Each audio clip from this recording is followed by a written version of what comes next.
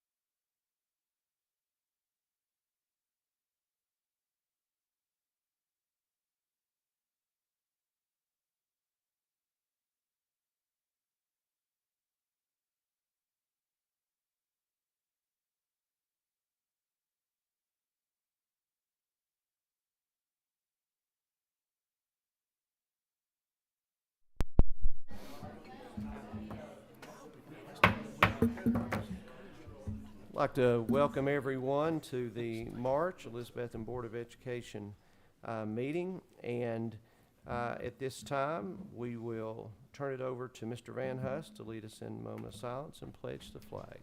Please stand. Please pause for a moment of silence.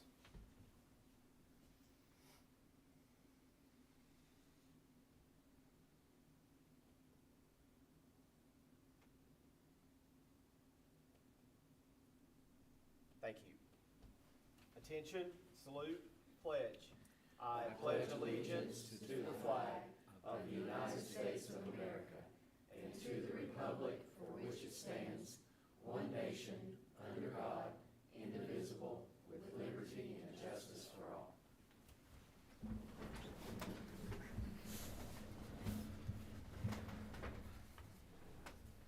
Thank you.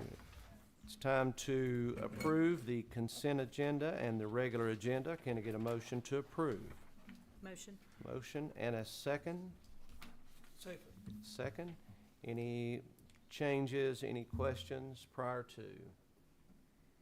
Seeing none, the motion's to approve consent agenda and regular agenda. All those in favor say aye. Aye. Aye. Any opposed? And there are none. It's now time for citizens to speak. We didn't have anyone request to speak at this time, so we'll move on to special recognitions, and I'll turn it over again to Mr. Van Hust.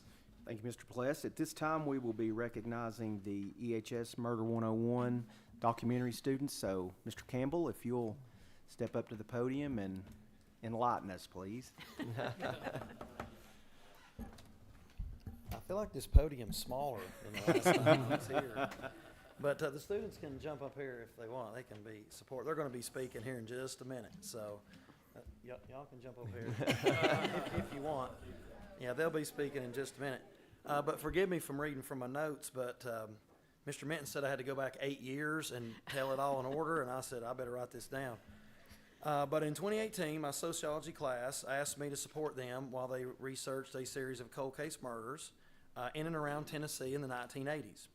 And although that was a little bit unorthodox, I did decide that I could still teach them sociology while they used their passion to try to bring some justice to some long-forgotten victims and maybe some light to some very old cold cases. In May of 2018, the students hosted a press conference at the Elizabethton High School, and they shared the results of their investigation. After working with an FBI behavior analyst, they concluded that there was evidence that a serial killer was active in and around the state of Tennessee in the 1980s. Although they did not identify the person, they did give them a name, and that was the Bible Belt Strangler. And although some experts doubted those claims at the time, the young students showed that they could do high-level work, and it really did set off a firestorm of media attention, which eventually traveled all the way to Los Angeles, where it eventually was contacted in 2021 by KT Studios. They had recently produced the #1 true crime podcast in America, and they were looking for new, interesting stories to tell. So after agreeing to allow them to shop the idea to various podcast platforms, we pretty much forgot about it for about 2 years.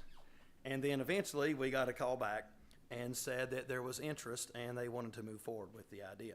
There was only one problem. At the time, I wasn't teaching any classes.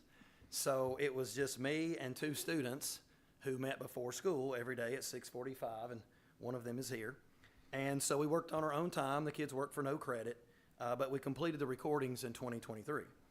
We had to wait almost another year for the podcast to air. It aired in 2024.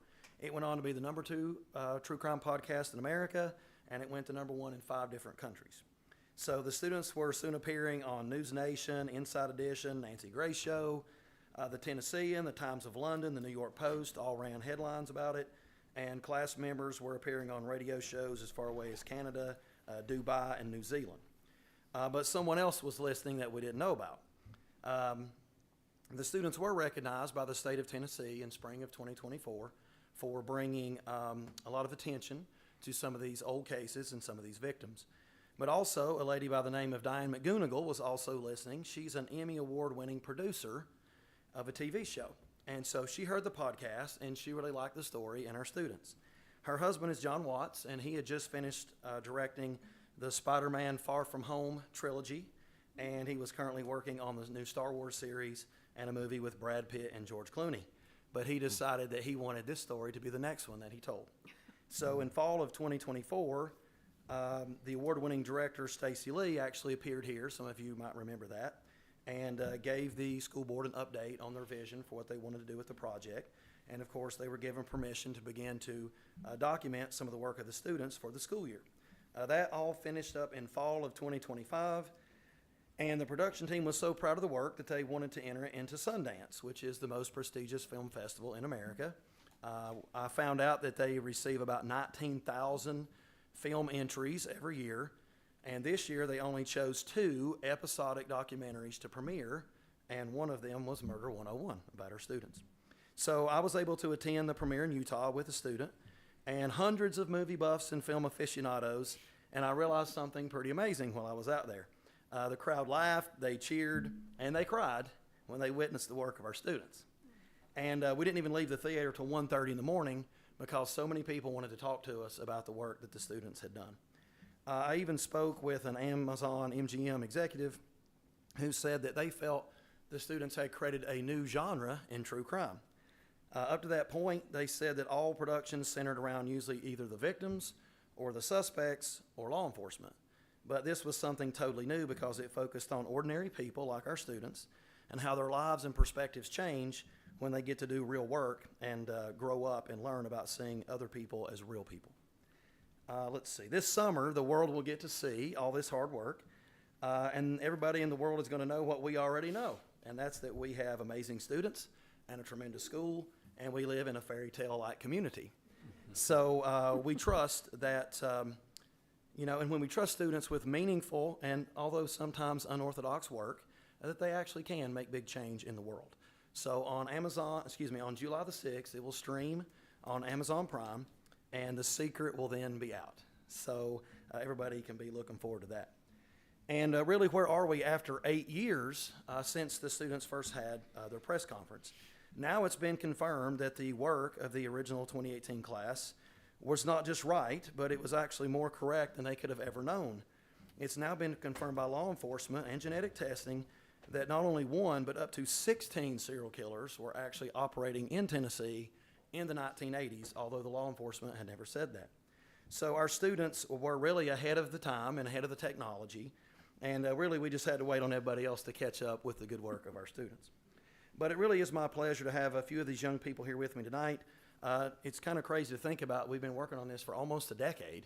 I think Will has grandkids. I think I've got his grandkids in class. But anyway, it's really great to have students that have been working on this for so long. And I appreciate their fact that they wanted to do something a little unusual, fight for victims, and I want to thank our school board, administration, community for always supporting me and our students whenever we try to do something that's maybe a little bit different. So I'll turn it over to them and let them tell you what they have learned and how maybe doing these type of things has impacted their lives in the last few years. So I don't know if y'all drew straws, but I guess the oldest.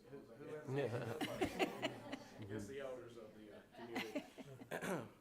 Good evening, everybody. I appreciate y'all for being here and thanking us for all of our hard work. Pretty much the biggest thing I learned just going through this class is just when you give students a chance and an opportunity to improve their community, they will go for a mile. Not only will they do that, they will be fully engaged with their work. Most of the time when we look at school books, it's going to be hard to do an exam, do a test, and things like that.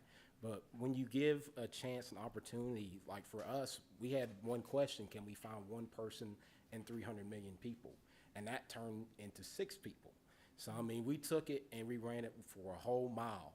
And that, to me, is so important because not only did we get the empathy side of it, we called the victims our sisters because we wanted it to be so personal and so motivating. We also got out of our box, usually you don't have outbound calls unless you're calling your mom or your dad and telling them that you're sick. So we call the police departments to kind of help in our situation. So that got us basically out of our uncomfortableness being in school. And lastly, just seeing 16, 15, 17, some are 18-year-old kids really doing something in this community is always going to be a plus. And that's my whole life, is seeing youth getting better every day, having a chance to change not only just in their school, but around here in our communities, in our state, and in our nation. And I feel like our class done that, and I learned so much from that and just being a part of it. So thank y'all.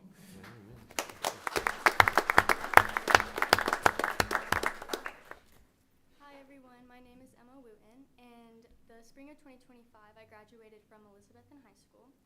And the summer before my senior year, my mom and I got a phone call from Mr. Campbell saying that he had these really exciting plans for this class, and he gave us very little information, but if you know anything about Mr. Campbell, he always has something up his sleeve. And so when we started this class, we had the choice to choose between opening a letter or reading a textbook for the whole year. So obviously everyone chose the letter, and we got the chance to help a lot of people. And it wasn't a class where we were working for a grade. We were really helping these people and bringing closure to families that hadn't had any kind of closure answers for years. And it was just a really special experience. And I think we all learned and gained something from this class. And I think one of the main things that I learned was to not take anything for granted, and that every day is a blessing and not everyone is lucky enough to have the experiences that we have.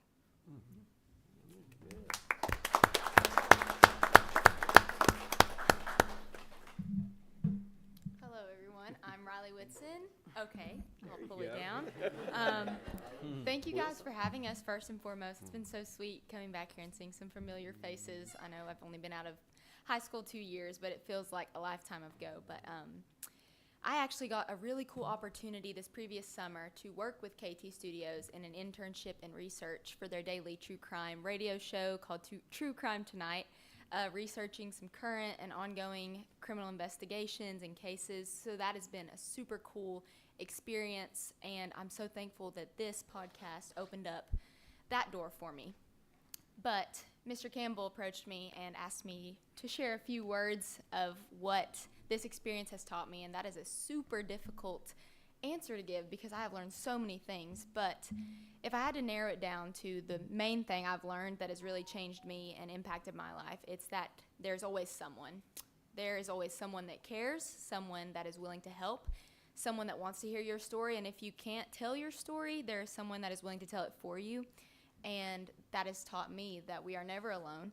This life stinks sometimes. It's really hard. It's really scary and daunting, but we aren't in it alone. And I think that is so beautiful. And I was actually in my death investigations class today at Milligan, and my professor brought up a piece of scripture that I wanted to share with you guys because I think it is so fitting.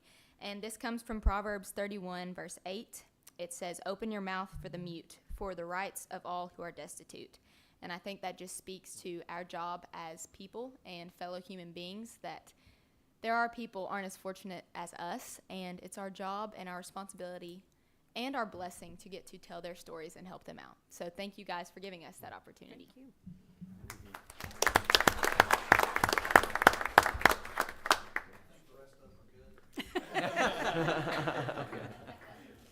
Thank you. Yeah, if all of you will come up here and we'll take a picture.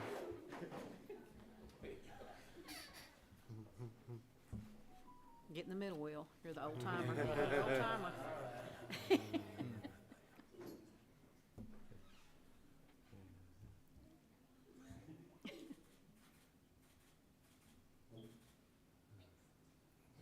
Stay right there. Sorry. One more. Sorry. Well, come Sorry. back, come back. One more. Come back.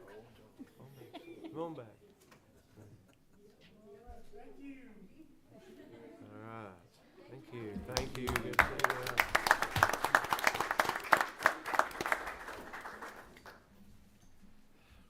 So that's it. Okay.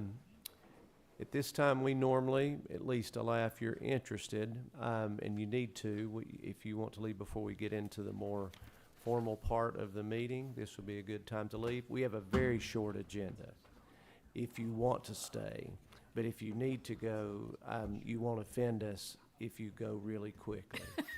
So, thank you. Thank Thank you. you all. It's amazing.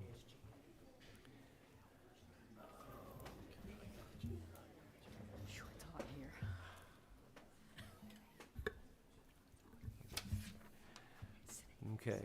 Again, always amazing things and the special recognitions, and appreciate our students and our faculty and everything for all they do. So now it's time for reports, and I'll turn it over to Mr. Van Huss for his report. Thank you very much. Not to put anyone on the spot, but you notice we have several other students here, and it's my understanding this is SGA students, is that correct? Here earning hours to attend this meeting for, I guess, community service. Is that what are you earning hours for? It's just a standard for SGA that we have to attend one school board meeting. Awesome. You picked a good You one. picked a good one. Yes, you did. But we're glad to have you, and you feel free to come back to more than one. You're welcome to come anytime. So thank you again for an opportunity to share a couple of things here with you.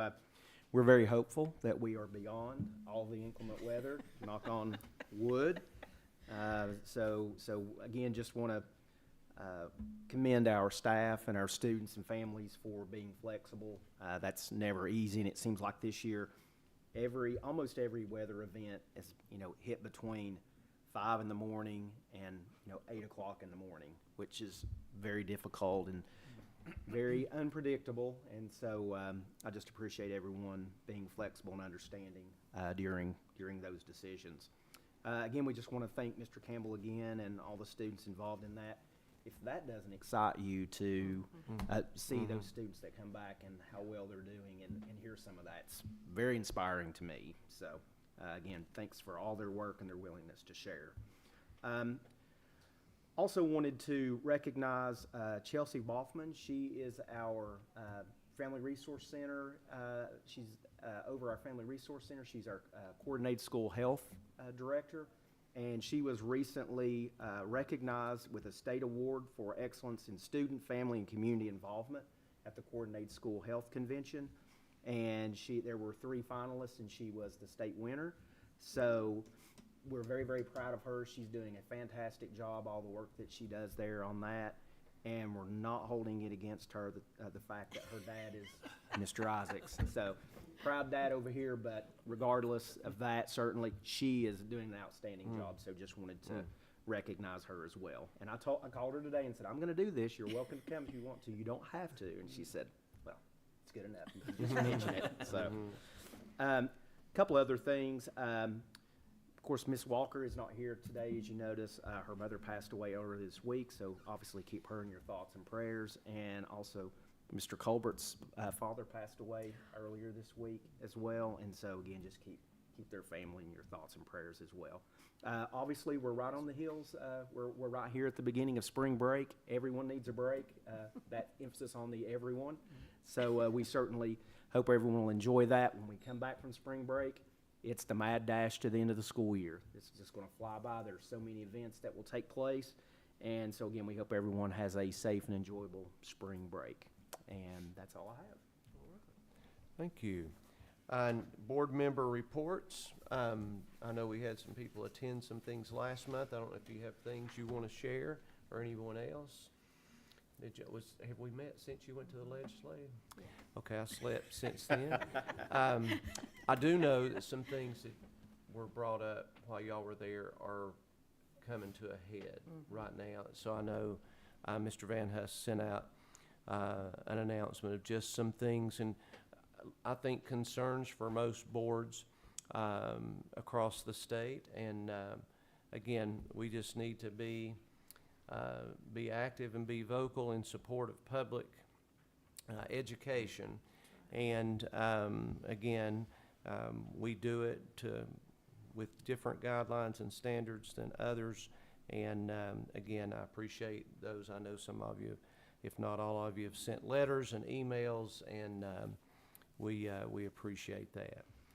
Anything else from any board member? All right. If not, Mr. Simmerly, welcome. We'll hear from our city council liaison. I only have just a couple quick things. And those students that are here tonight, city council meets the second Thursday of each month. 6 o'clock. Love for you to be up there. Their meetings are longer, I'm just telling you. Well, it depends, but yes, you're right. I have to full confess. Back to school bash. I serve on a lot of different groups, as Director Van Hus does as well. But we talked about maybe a list for the vendors for the tables, just as a suggestion. So we won't all of us be going out and buying boxes of crayons and giving all the kids the same box of crayons. But that would be helpful because we're getting ready to go out and make some purchases for the back-to-school bash. We're looking forward to that and working those tables and getting our children and kids back to school when we get ready. Also, coming up here next month, it's hard to believe, it's been a year already, but we've got budget workshops coming up. This year, it's not going to be a terrible year, but it's going to be a flat year pretty much. The only thing we're looking at as a city, we're looking at obviously pay increases. We always have to look at that. And we're looking at insurance obviously as well. Hopefully we'll keep our insurance down as we did last year. We're hoping, but we'll see on that. But it's coming up as well. We do have our city retreat coming up here April the 16th through the 19th.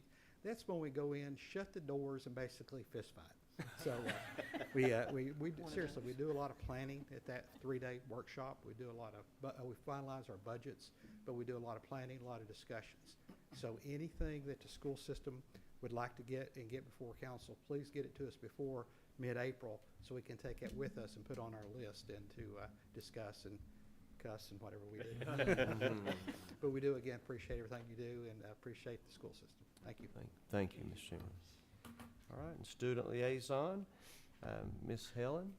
So 2 weeks ago, we got to host our first ever EHS Club Fair for the 8th graders who were visiting for a CTE tour, and that was super successful.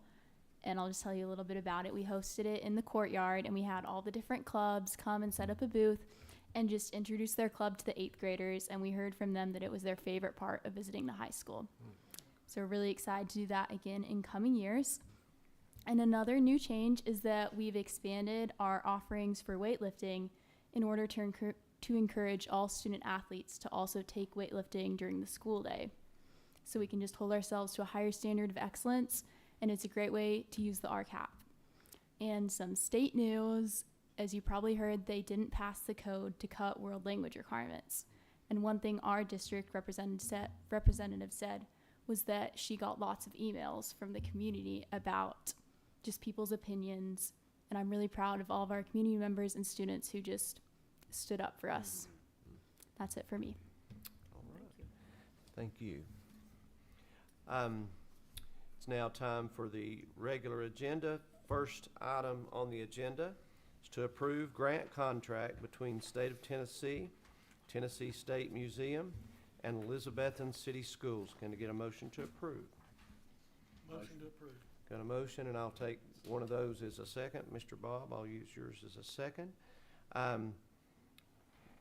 Who's? Yep, yes, I'm gonna let absolutely. I'll hand it to you. I'm going to go ahead and call on Mr. Hensley if he'll come up. This is a grant that he'll be managing, and he'll tell you a little bit about the project. It's a really neat project, so I thought it'd be great for him to share a little bit about that with you. So.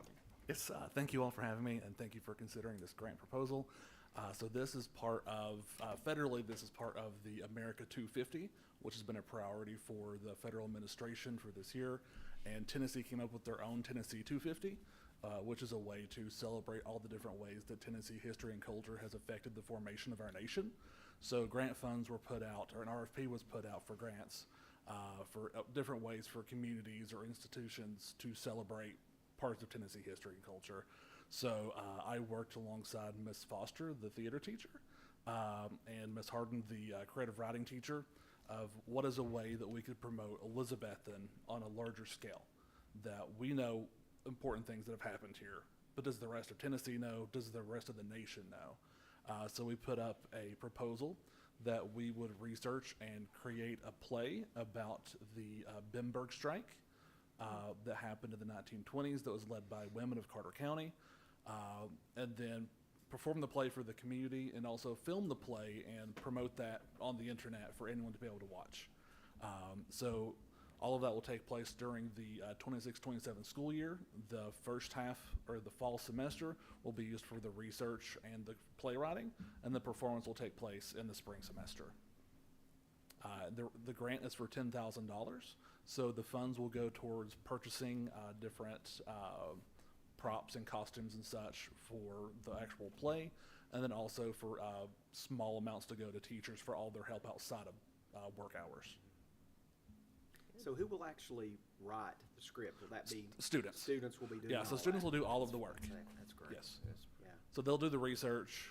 Like we'll be working alongside partners, like ETSU's Archives of Appalachia has a great collection on the Bimberg strike, so that's already a built-in partner that I've talked to.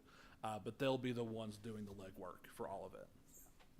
You can correct me if I'm wrong, but from a historical standpoint, that was one event that really put a focus on worker conditions and things like that, and really stepped the whole country forward from there. And I think from that strike, there were other strikes around the country that really shed light on it. So this was the first strike south of the Mason-Dixon line, and it happened in Elizabethton.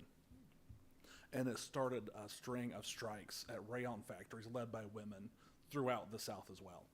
So this was one of the most important parts of labor history in America that most people don't know, including citizens of Carter County.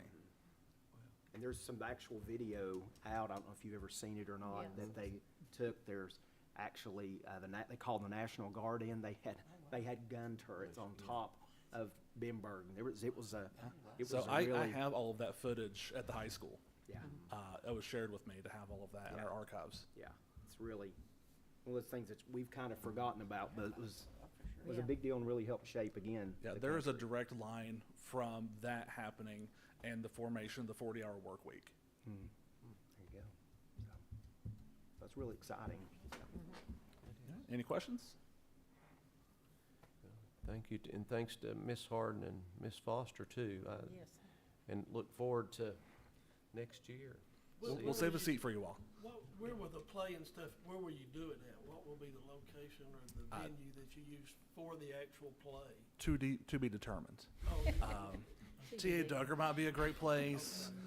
Bonnie Kate, if it's finished with renovations. Maybe it'd be outdoors, if weather permitting. So, to be determined. okay. Good deal. Thank All you. right. Thank you. All right. That's fascinating. It Yes, is. sir. Little piece of history. Yes. All right. The item, or any comments or questions? I'm just kind of blown away by. If you want to see that video, go to the high school and Dustin can show you. It's really fascinating. So, Got Great some women of footage of First Elizabeth. Baptist Church too on there. There was There a funeral is. service. Yeah, it's pretty neat stuff. they show them picketing down what is Elk Avenue now Yes. in front of Bimberg. There's just a Film line footage of- from the 20s? Yes. Yes. Wow. Yeah. Yeah. 20. Was it 29? Was that right? When was the strike? The 97th anniversary was the 12th.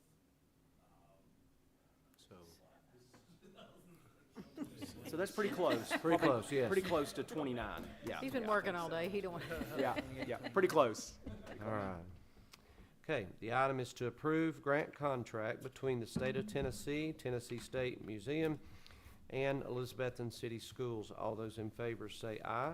Aye. Any opposed? And there are none. Okay, so just to let you know, and again for your all's benefit, if you still need time, we are having a quick budget workshop immediately after this meeting, but we will give people a chance if you need to leave before that budget workshop.